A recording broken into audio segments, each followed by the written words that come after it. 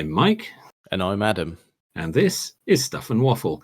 Two friends talking about stuff, and often as not, waffling with frequent reference to Bond cars. But something came up the other week. It was on Car and Classic, and I put it on our Discord as well. But there was a model that I had never heard of. Okay. And it was very unusual. When we think of fast Fords, performance Fords, we think of the RSs, we think of the Cosworths. In more recent years, we think of the STs, not like that. And someone should have told them. But there's a model of Sierra that came up on Car and Classic recently, which I had never heard of. I didn't know it existed. The XR8. No, that's a new one on me. Did we get it? No. Right. Okay. Almost nobody did. Okay.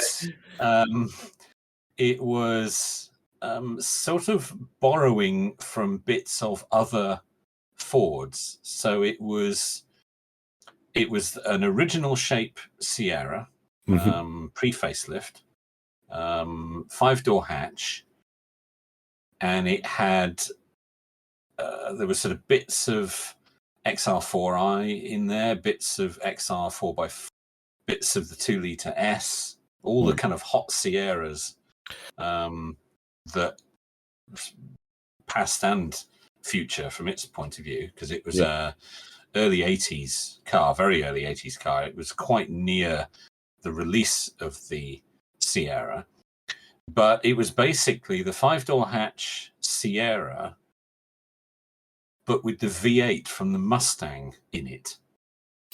So it's a V8 Sierra. That's quite a thing, isn't it? It was quite a thing. Now, it was sort of on the heels of the XR4 Ti, the Mercure XR4 Ti. Which, and to bring in a little bit of motorsport here, I believe won the BTCC in 1985. Oh, well done you. There you go. Now, the XR8 was built purely for the South African market. Right. And it was kind of a homologation special. It was built to race in the South African Group 1 touring cars. It was designed to go up against the BMW 745 and the Alfa Romeo GTV6. Okay. It was the 5-door hatch Sierra, but the 5-litre Mustang engine from the Fox body Mustang, because this was 82, 83 car. You get an half-decent engine, but in a much better package. In a much better car, yes, that's right, indeed. 5-door Sierra instead of the awful Fox body Mustang. But they built it to go racing, but in a very specific rate. It was only built for South Africa, and I believe only 200 were ever made. 200? Yeah. So very limited numbers. So it had the 5-litre Windsor V8 from the Fox body Mustang, but it was more powerful in the Sierra than it was in the Mustang. It produced another 25 brake horsepower. Okay. So because it was built for South Africa and it wasn't weighed down by all the US emissions stuff that they had to put on the Mustang, the Sierra didn't have to have that. So 216 brake horsepower from a 5-litre V8. Yes, I know. But nevertheless, it was more power than the equivalent Mustang produced. That's the most important thing to take away from this. Yes, absolutely. They were also restricted over there by the terrible sanctions, or not terrible sanctions, they were put in place for a very good reason, against the then South African government because of all their apartheid stuff. They were under sanctions, so there was a lot they couldn't do in South Africa. There was a lot of stuff they couldn't ship there and things like that. Right. So they were limited on what they could do. So they took the Sierra, they dropped in the 5-litre V8 from the Mustang, they retuned it and upped it. It didn't have to have any of the emission stuff on it. And there it was. It looked pretty standard. The front grille was slatted rather than the smoothed-in grille of or smoothed-in nose of the European Sierra, because they needed more cooling. It also had vents in the bonnet, things like that. It had different. There was also a bigger grille kind of underneath the bumper, underneath the number plate line, to get more cooling into the engine bay. But apart from that, it was a pretty bog standard 5-door Sierra. Okay, very good, very good. I like the fact that it's a 5-door and not a because they did do a 3-door Sierra early on. The early 82 cars you could get as a 3-door. I mean, it was a weird massive windows, huge big window at the back. Because on the XR4i, although that was a 3-door, they split the rear window. Yeah, if that you was recall. it. But on the base model, they didn't. That's and right. It was just this massive window. Looked a bit daft, didn't it? Huge piece of glass, yes. But no, it's the 5-door. And it's got the double spoiler from the XR4i. Nice. I can send you a link actually to the article if you. Yes, I would not like seen that. it. I've not. No, this is Please have a look. New territory for me. Very good. Have a look at that. You'll see what it's all about. And there it is. But the reason it came up on Car and Classic, in fact, it may still be for sale in the UK. UK registered. Not quite sure how it got here, but. Well, I suppose it helps because I'm assuming the steering wheel's on the correct side. It is right-hand drive, yes, that's right, because it was made for South Africa, yeah. I like that. Yeah, it's good, isn't it? It's quite understated as well. Well, it is, isn't it? It's a real sleeper. It's a proper factory sleeper. Because if the front end was shrouded in like the standard Sierra, you wouldn't know. No. I really like that. A V8 Sierra. That might just be the answer to everyone's problems. Yeah, it could well be, couldn't it? This is the car we've been waiting for. Unfortunately, hardly any exist. It would have been quite nice if there was an estate. Yeah, wouldn't that? That's it. That's the dream right there, isn't it? That's it then, isn't it? That is it. Yeah. You'll never need another car. That's everything. We are done now. Well, you say that. I mean, with the roads and estate they're in now, you couldn't use this car. Oh, you can hardly use any car. The roads are in the state. I've nearly lost the Puma down several potholes this week. Yeah, we've got some yawning chasms of potholes. We've got salt everywhere. Oh, I can hear the Puma on the driveway fizzing. I'm going to have to wash it tomorrow. I didn't get back. I was back quite late tonight, so I haven't had a chance to do it. But I've got to clean that off. It'll dissolve by next week if I don't. I know. And what's really annoying is that they've salted the roads like it's going out of fashion. And yet, the one road that I used on Tuesday morning, clearly hadn't been done or done thoroughly enough because there was a lot of sideways. Really? Oh dear. Yeah. Very good. Yeah, speed was my friend. Yeah. I think that's the only reason I got away with it. Speed and power. Yes. Yes, coming out of Instoke, heading towards Bideford, there's where it goes to 60. That was all going fine, and then there's a couple of kinks in the road, and that's where she went. Ah, you had an interesting moment, did you? Yeah. That was good. That was a sharpen you up of a morning. Oh yeah, that'll focus the mind. Yeah, very good. Yeah, it was a little bit of poo shot out, but that's lovely. That. Yeah. But it's all right. Live to tell the tale. Please grit a little more. Please. It takes up the piled up around the rest of the roads and put I them would on that. say actually it was. I don't know. Just for record, I was not driving irresponsibly at all. No, I'm sure. No, I was being good, but yeah, still it let go. still it went. Yes. Yes, I think the fact that I was pretty much at speed limit was my friend. If I'd have been going slower, it would have been pathetic, and I would have bumped into the hedge. That's not a good look. No, no, that's okay. I'll tell you what then. While we're criticizing roads and local usage and all that sort of thing, I swear that people don't know what the white round sign with the black diagonal line through it means. I'm not sure people know what any road signs mean anymore. No, I don't think so. But that one particularly, they'd really struggle with. They'll come from a 30, having done 40 all the way through it, and get to the sign where you could exceed, and then go, no, we're not doing that. No, in fact, we're going to slow down a little. Yeah, we had a little bit of that, and it's just been bugging me. It's bad. I've also noticed that people have completely given up on indicating. They just don't anymore. They just don't. Nobody does. It's gone.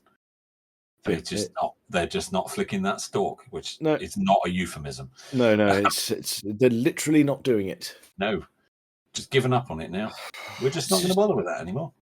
It does make roundabouts interesting because you have to preempt everything. You do. You can't trust anybody to be going where they might appear to be going. They'll either not indicate at all, or they'll indicate wrong. Oh yeah, you've got to like a bit of that. Right when in fact they're going left, technically, or straight on. Yeah. I know what you mean, but still, it just gets on your tits, doesn't it?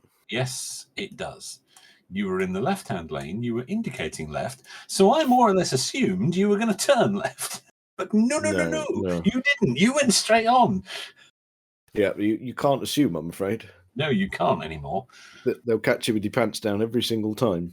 Yep. It's awful.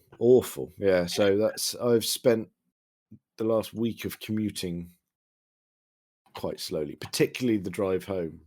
Yeah. If you combine darkness with a national speed limit sign, you'd better not be needing to get anywhere in a hurry. Yeah, no, it's bad, isn't it, at the moment? It really is. Yeah. You're quite right. Standards of driving. But people say, "Oh, I don't like driving at night." I'm sorry, what? I find it difficult. If you find that difficult, you need to not be driving full stop. Yeah, or at least get an eye test. Oh, yes, please. Oh, my goodness me. Let's get, enough. And the trouble is, I only drive at periods of the day at the moment where it's dingy or dark. Yes, absolutely. Yeah. So that's good fun. That's lots of good. I mean, you're not actually going that far. No, but it takes a while. Yeah. It takes a lot longer than you might think. Standards have plummeted, I'm afraid. Yes, they continue to plummet. Slightly cheerier note. Last week, we heard the tales of me trying to get a car going to get it down for its MOT.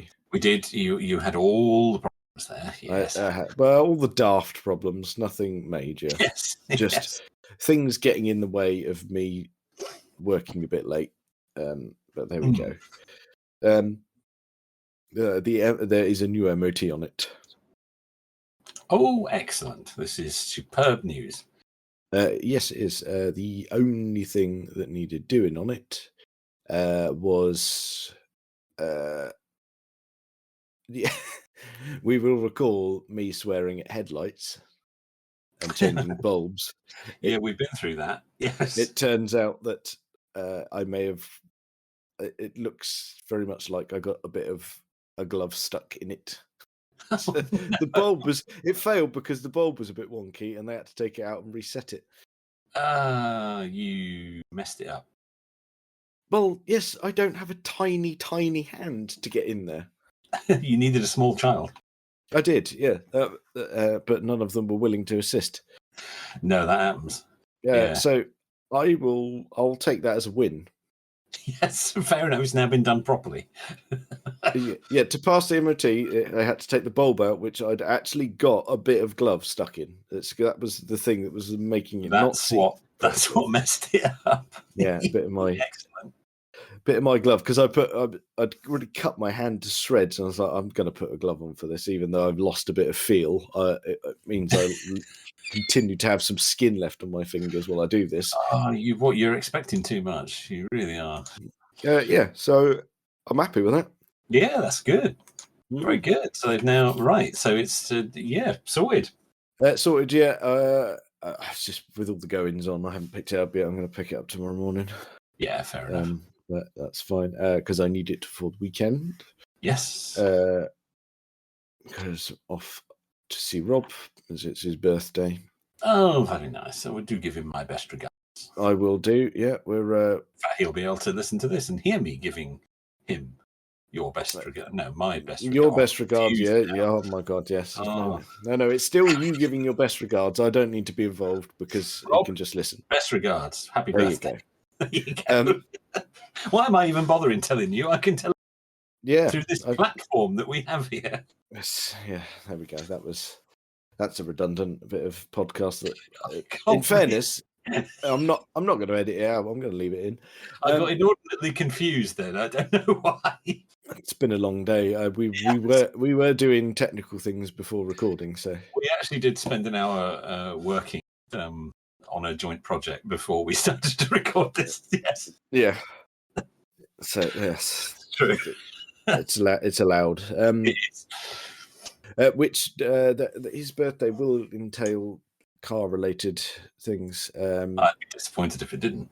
Yeah, it's one of the 24-hour ones. It's the Daytona 24-hour at the weekend. So you'll be sat with the snacks, will you? The snacks and the beverages. Very good. And it's going to be. Well, it's just going to be very interesting because we've got new vehicles to contend with. Yep, we've got the new cars, the LMDH cars. So we've got the new Porsche 963. Very excited. Yeah, you would be. Yeah, I am. So we're very much looking forward to that. There are other cars, but that's the one I'm most excited about. That's the one that gives you the fizz. Yeah. It's because if we look at the other ones being, they've got the Cadillac LMDH ones as well, the new BMWs as well. Okay. So yeah, and being sleek prototype racing cars, they can't have the massive grills on the front. They've tried their best, but they can't make it as ridiculous as the road cars. So okay, that's good. Yeah, that is really good. So they're actually better looking than the ones you can buy. Yeah, they're not stunners, but they're better looking. They're better, yes. Yeah, I'll tell you what. Not saying it's acceptable, but it's better. So I'll tell you what. I'll find you a photo. I'll do that. Yes. LMDH. There it is. I can't remember the stupid name they've given it. Oh, they just called it the M Hybrid V8. That's creative. Yeah. What they can't do in height, they've made up for in width. Okay. Yeah, much like your good self. Yeah. The old upward growth spurts have stopped. So there you go. Have a look at that. You can see what I mean. I'm looking. Width versus height. Yeah. Okay. But like I said, still not a looker. Not in any way, shape, or form. No. Oh, dear. Right. Yes, that's a very weird looking thing. Just for comparison, and because I'm a dirty perv, would have a look at the Porsche. That would cause you to be. Let's see here. Porsche 963. Oh my, yes. That's a bit more like it. It is. Yeah, that's proper. That is. It looks cool. None of that. Yeah, they've done very well. Yeah. Okay. Oh, It's a lot better. I'll grant you. it does look nice. Yeah. Yeah. Yeah. I mean, so you're gonna be watching a bit of that then? Yeah, we're gonna be watching a bit of that. There's gonna be some beer. I'll probably campaign for some sort of curry-based dinner as well. I don't think you're gonna have too much of a struggle. No, I don't think so. So I'll report back. There might, depending on what level of beer goes in, there might be some nonsense tweets that I'll put out. Oh, please do. Oh yeah, please do. Because there are some people that listen to us who like the racing like I do. There's some people who couldn't give a toss about it like you. Yeah. But we have to try and cater for everyone, don't we? We do. We don't want to leave anyone out. Yeah, No. we're taking everyone with us on this weird journey that we appear to be on. Yes. So yes, very much looking forward to that. Excellent. Can I point us towards a bit of Mr. Bond for a moment? Oh, please do. Please do. I'm never going to object to that. As most of you all know, we've said before we record on Thursdays. Mm-hmm. So tomorrow is Friday. I think most people will have known that. To timestamp it, it's the 27th tomorrow of January. It is the 27th tomorrow. You're quite correct. And I have been reliably informed. Something we've brought up before, and I feel we must bring up again, is the the remake, remaster, re-release. I don't know how ever they're terming this, because they haven't tarted up the visuals. They're just basically making the game available. I've seen this. Yes, the Goldeneye game is going to be with us again tomorrow. It is on a Nintendo Switch or an Xbox near you. Yes, but it's the original game, isn't it? It is, yes. Yeah. But they've modernized it in the sense of had to make it compatible with more modern control types, because obviously with that it was the N64, which had a very bespoke controller at the time. Indeed. Yeah, they will have had to have done some work to port it to the other platforms. Yeah, and I do believe the thing that everyone loved at the time, the multiplayer, has now been expanded to be online as well. Oh, superb! So because I mean that is widely regarded, I think, as the best of the James Bond games.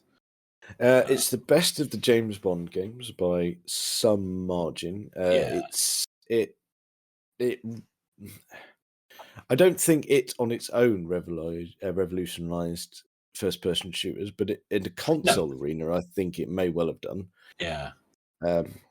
And the split-screen multiplayer that it did with the death matches and such like was quite the thing at the time. Yes, definitely for a console. Obviously, it's something that already existed in PC world, but to have it in your own home with all your mates around doing a bit of split screen on the telly. Yeah, it was clever stuff, wasn't it? Yeah. Made by a tiny group of guys. Yeah. On essentially a shoestring of a budget, really. Yeah, I saw a picture of them all. Yeah. All dressed in their 90s gear. Yes. Yes.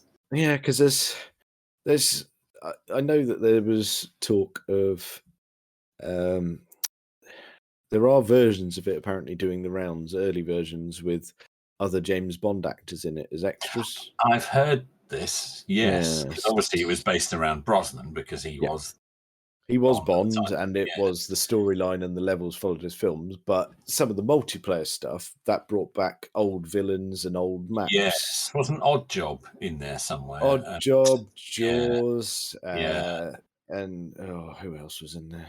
Oh, Baron Samedi was in there. Oh, of course.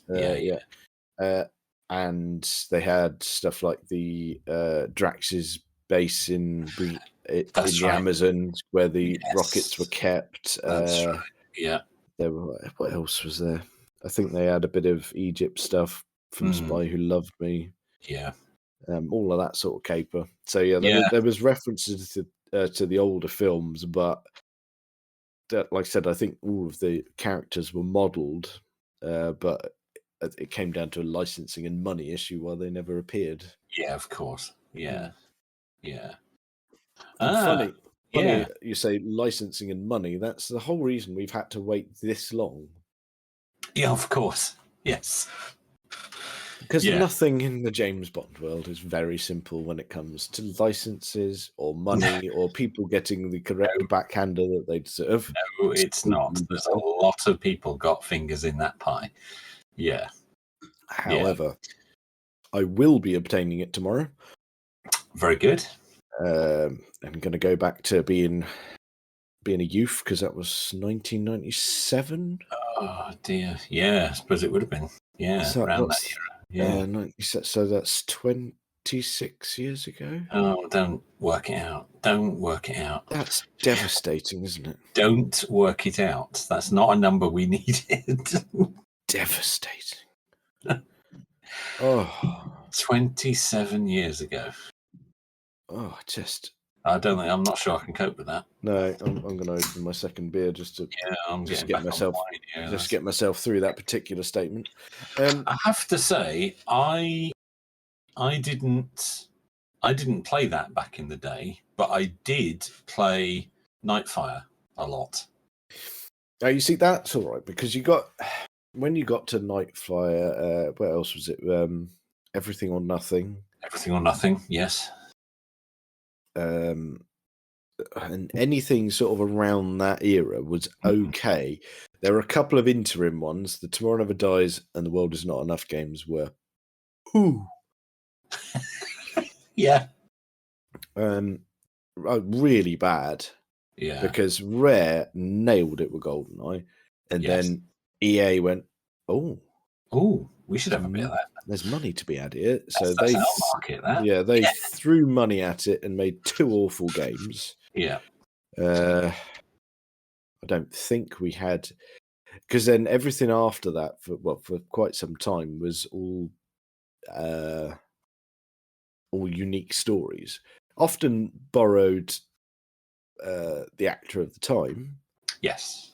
But a lot of nonsense in terms of story. Yeah. Until Quantum of Solace, which was an actual licensed game. Yeah, that was official, wasn't it? Yeah. That was official, and I think that was Activision by that point. Yeah, I think it was too. So I think it was the same, to get too nerdy, I think it was the same engine that Call of Duty was using at the time. Okay. Which was actually quite a good game. That was, again, quite nice. There is, before we wrap it up on the Bond game front, there's been rumours for a while, and there is a weird little website out there called Project 007. Okay. And it is it's the working title for a game that's due to be developed, and it's supposedly got all of the necessary deals in place.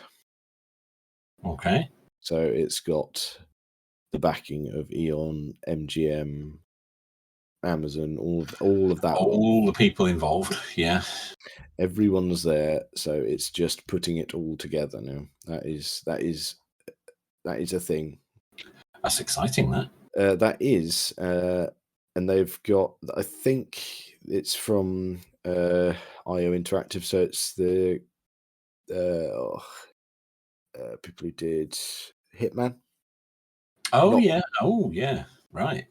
So kind of safe hands. Yeah. Because that was a superb game. Yeah, all of the various iterations have been quite good, and I say that I think it's the what else did they do?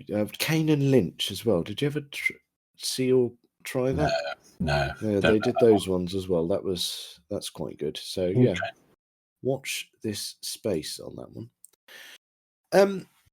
However, while you and I do like a game or two, and we do like a bit of tech, We do. It all stems from Bond in this particular instance. And I've been noticing a bit of love going around on the internet off the back of this announcement. Everyone's had their nostalgia about the game, but everyone's had their nostalgia about the film. There's been a lot of sort of re-evaluating, I've noticed of late, of the Brosnan era. I have noticed that. Because while it was never ever sort of badged in the same way as a Daniel Craig, because that was kind of publicized, and the media commented on it as being, this is a big reboot of the franchise. Yeah. Well, and there was a lot of controversy around his arrival, wasn't there? And he had the wrong color hair. That was it, wasn't it? Yeah, that's right. Blonde, not Bond, and all that stuff that was going on. And yeah, he had a rough ride before the film came out. Yes, he did. Once the film came out, all of that went away. He made them all look silly, didn't he? Yes, he did. But I don't think that Brosnan gets enough credit for going, right, we've had a 6-year break, and he really did. It was a reboot in its own right. Well, I think there was a kind of a real pent-up energy there, because he'd almost had it back in 87, and then it slipped away from him, and we had Mr. Dalton, who was also superb.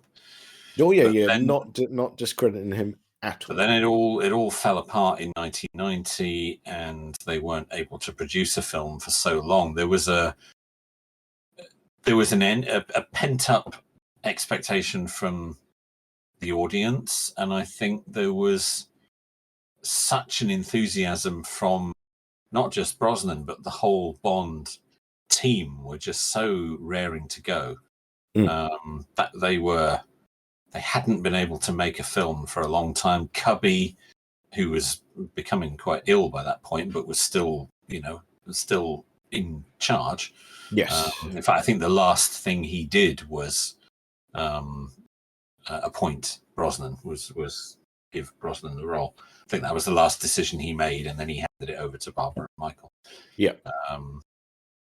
So I think there was such a, and then they brought in Martin Campbell to direct, who's such an energetic director. Yes, and we've said that before. If we need anyone to deal with the next film, he's your man. He's your man. He's done 2 launches, Brosnan and Craig. Yeah.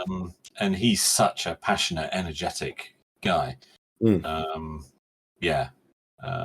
I think there was a lot of people who wanted to make Goldeneye the biggest Bond of all. They'd been waiting for so long. The world had been waiting. There'd been this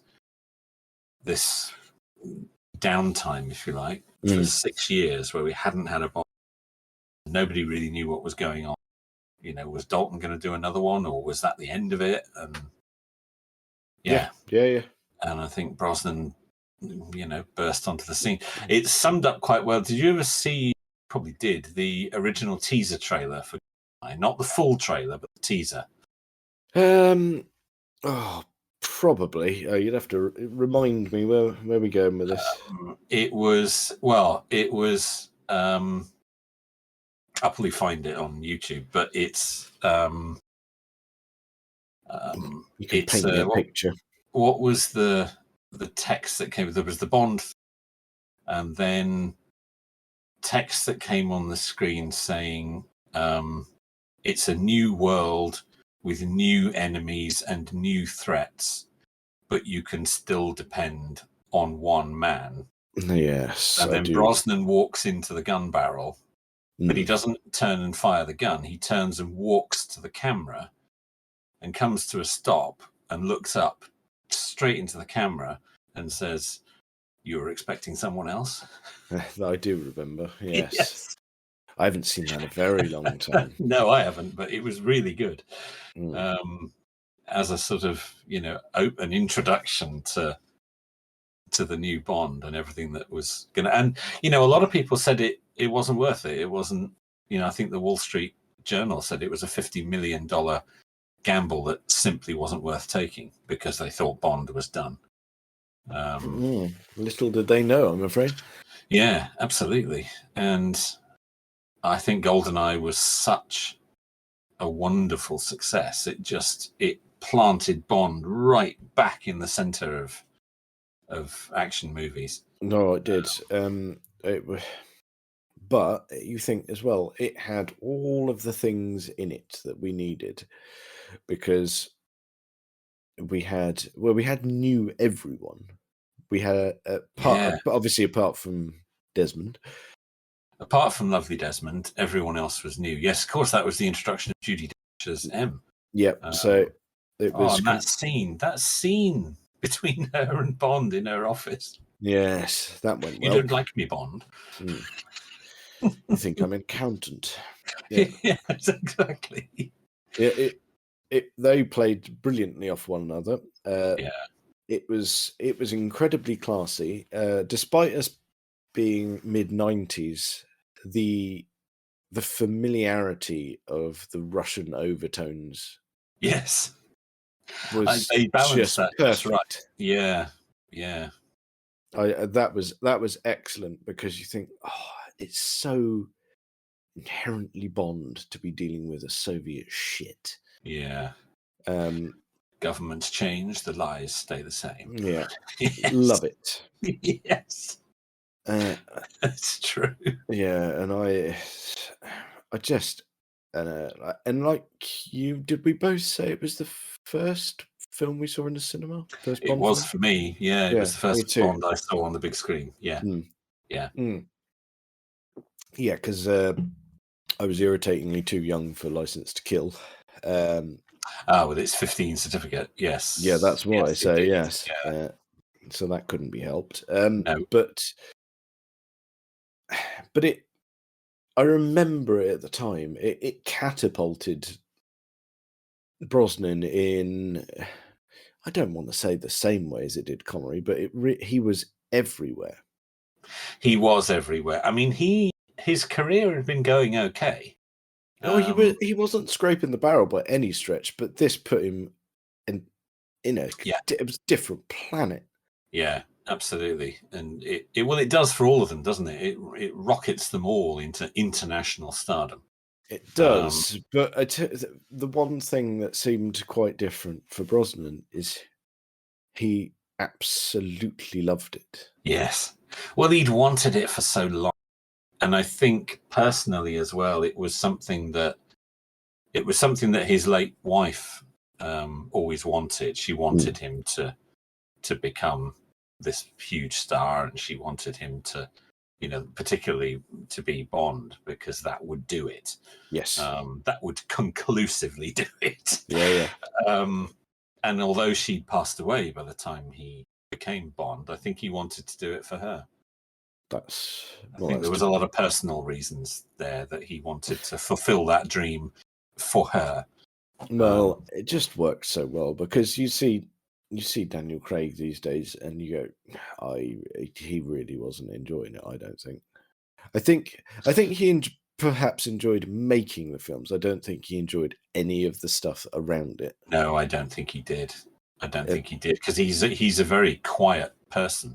Yeah, and you can see. I'm never criticize him. I've never seen him be terse or rude or anything like that. No. I've seen him be a little awkward. He can be a bit prickly and a bit awkward. Yeah, not rude as such, but he can. If he doesn't want to answer the question, he's not going to answer the question. No.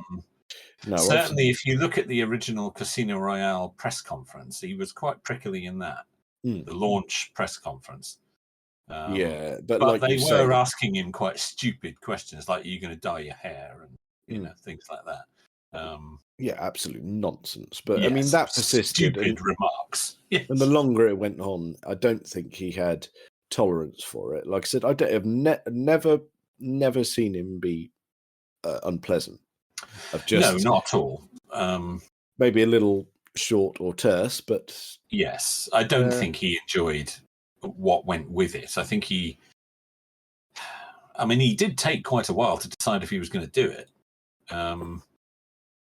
Because I yeah, remember him saying in an interview, he asked all his family and all his friends for their opinion, and they all said, "Well, of course you're going to do it. It's the biggest role in cinema. Well, of course you're going to do it. What are you yeah. talking about? Why? You Why? can't turn this. If you turn this down, you're just, you're throwing your career away. Of course you're going to do it. Yeah, If they want you, you've got to do it. yeah. If you're the number one pick, come on, you can do it. Yeah, just And sort yourself out with it. You've I'm got glad he to listened to them. Yeah. But But at no it didn't point, come easy to him, I don't think. no. But throughout Brosnan's tenure, at no point did he loved every second of it, Yeah, he did. He absolutely did. Like Roger Moore, he and absolutely loved it. still loves it. Like we did the Yeah. whole lockdown watch along The stuff. watch-alongs, didn't he? They were brilliant. And he's one of those guys going, right. Even if it was Bond completely aside, you just go, oh, you would love to sit down and have a pint with him. Yeah, he's a very natural guy, I think. Yeah, and he loved every minute of being Bond, I think. And I think he was Yes. genuinely really disappointed when he got dropped after Die Another Day and after 9/11, and what to do with it. And it was all a bit he said complicated. it was a very difficult phone call. Yes. To receive, and he accepts it was difficult for Barbara and Michael to make it, but Yeah. he felt that there was more he could have done, and his films had been successful, and he wanted to carry on doing it. He wasn't finished with it, but they just knew they had to make a massive change, and his brand of Bond was not what they were going to be able to continue with. No, that's it. Unfortunately, the Bond for the new millennium was a grittier Bond. And I wonder now if we are going to have more of a return to the lighter, more Brosnan, Roger Moore style Bond. I think so. The world outside is miserable enough. That's the thing, isn't it? Yeah. That's the difference. We don't want the dark, gritty, edgy Bond at the moment. We want, and Bond has, if you look back at the whole series, there's kind of two types of films. They've either been really in touch with their times and right on the minute, or they've existed entirely in their own kind of camp, wonderful, detached bubble. And we've had an era now where things were very in touch with the times and dark and gritty and getting darker. Well, now the whole world's like that. Everybody's struggling. Nobody's got any money. It's a very difficult time. The economy's ruined. And we don't want to go to the cinema to see, that kind of stuff. We don't want to see someone else having another shit time of it, do we? No, we want to see, make us laugh, do something silly. We don't want, I want Roger Moore driving out the sea in a Lotus. That's what I want. We want the good guy to win, and we want to do it somewhere sunny, please. Yes, that's right. Can we not go all deep and meaningful and gritty here? I've had enough of that. I get enough of that during the day. Yeah. Yeah, you can keep that. So I think they're going to have to shift it again, and perhaps go back to the lighter touch Bond. I'd be prepared to accept that, I think. And yeah, I think so. I think Brosnan would approve as well. Mm. Because I think we should all go off and watch his films. Well, we said, didn't we? We were going to do one of our little capsule reviews. Yes, we did, didn't we? We did. I don't know if we said that when we were recording. We certainly said that. No, we said we were going to go off and do another review, and I think we've touched on Goldeneye, but it's one that I would like to assess properly. It's a while since I've watched it. I'd like to sit down and go through that again. Yeah, I think there's a lot to talk about there, and our reviews seem to have been quite popular. So getting some good feedback on those. So I think we should do that. I think we should do go another one. Let's do Goldeneye. Yeah. Yes, please. I'd like that enormously because it's a film I treasure, and yes, he's someone that it just seems like a nice chap. Just a thoroughly nice bloke. Yes, well, I agree. I've someone I know has met him a couple of times. Oh, okay.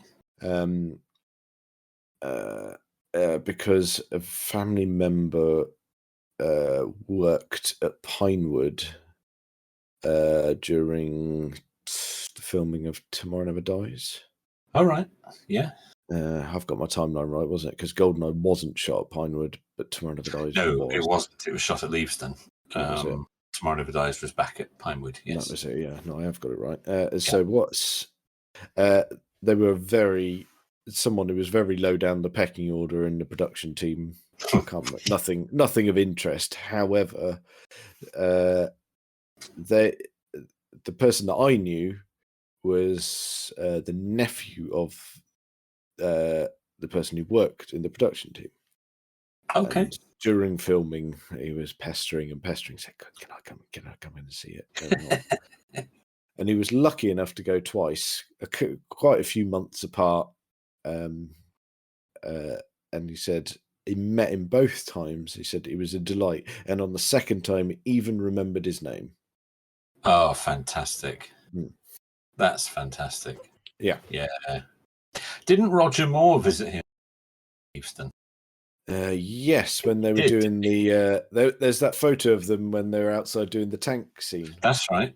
Yeah, that's right. When they're doing, yes, that's right, on the fake St. Petersburg. Yeah, that's it. Because Roger Moore he's gone full casual. He's got his, I think he's got a set of aviators on with a casual beard on the go. He's got a casual. I mean, he's still wearing a blazer and tie, but of course he is. Yes, but it's Roger Moore. Of course he is. Yes. I'd like to think there's a cigar kicking about somewhere. Oh, I should think. Yeah, he was never far from a cigar. No. You can't do that. But yeah, he turned up and he absolutely adored being on set again, didn't he? Yeah, he did. Well, he was again. He so loved being Bond. That's why he did it for so long. He did. But he loved it, and the two of them seemed to get on like a house on fire as well. Yeah, I think so. Brosnan's the sort of chap you could imagine being friends with. I can't imagine being friends with Daniel Craig. No, I don't think he'd want. He's just not interested. No, that's it. It's sometimes like that. It's like, how do I phrase this? I have my deep, disturbing love of Pink Floyd. Yes. Well, it's not. A lot of people do. That's not unusual. Yeah. We were lucky enough when we went to see David Gilmour in Germany. God, terrifyingly 8 years ago. How is that a thing? Oh dear! Stop working these numbers out, will you? We was the hotel we just picked utterly random one near the venue, and we were sat in the hotel bar having a drink, and a coach turned up outside and in piled a load of people, and being the nerdy weirdo, I just went, okay, that's his guitar tech who's just walked in. And it was obviously Gilmour wasn't there. He wouldn't stay in a shitty hotel around the corner. No. However, the whole crew did. Oh, okay. So we ended up getting far too drunk with them. But long story short, he sounds like a bit of a dick to work for. Well, yeah, that happens, doesn't it? Yeah, you just go, oh, right, okay. There's some people that I would just really like to meet and then go, right, there's some I would just like to appreciate from afar. And I think your comparison there again, Brosnan, yes, let's go and have a pint, or if it was anything like Sean Connery and Alan Partridge with his talk show radio thing, was it? I think you go through Water in Windsor and then go through Lamb Lunch. Yes. I think it comes down to you respect the talent. You don't care for them much as people. I think that's quite common. On that joke about Partridge and what would Sean Connery be doing on a bank holiday weekend, some glorious bastard on a Radio 2 phoned that in as a suggestion. They didn't say Sean Connery, that they said they just like go to Windsor and go and have a lamb lunch. And they phoned it in and it got read out. They didn't realise. It actually made it onto the airwaves and it became a thing on Twitter of going, who's done this? This is absolutely brilliant. Well done, you. Yeah. Fantastic. Yeah, so there we go. Okay, then, right. We've tasked ourselves again, haven't we? Right, we're going to go and watch Goldeneye, but this time, unlike any of the other ones, we've Never Say Never Again. We said don't bother. We did. We said just don't. Thunderball, we kind of did it and then told you about it. If we give everyone a head start, maybe they can then follow along a bit, can't they? Oh, that's a good idea. Yeah, I mean, we can't do a watch along. No, we can't. I suppose we could, but that would be weird. The logistics. Oh my goodness. I'm not. We're starting it now. I don't have the infrastructure to cope with that. I don't think. I haven't got the bandwidth to cope with that. Oh no!